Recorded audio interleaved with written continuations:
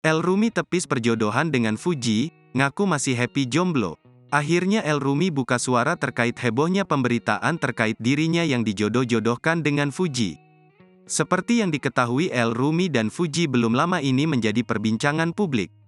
Pasalnya setelah kabar Fuji dan Tarik Halilintar putus, Fuji dan El Rumi tengah dijodoh-jodohkan oleh warganet. Hal ini berawal saat keduanya terlihat seperti bersama saat acara Media Clash 2.0 tim AHHA melawan tim Kui di Istora Senayan.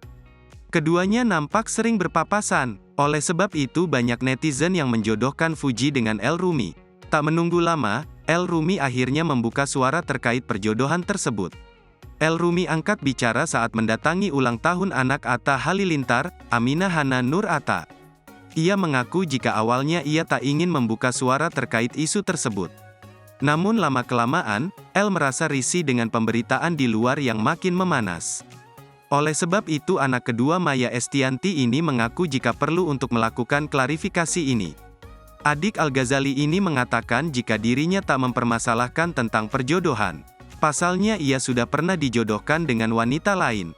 El Rumi juga mengungkapkan jika dirinya tak pernah berkomunikasi dengan Fuji. Kemudian, El Rumi juga mengatakan jika dirinya sama sekali tak dekat dengan siapapun.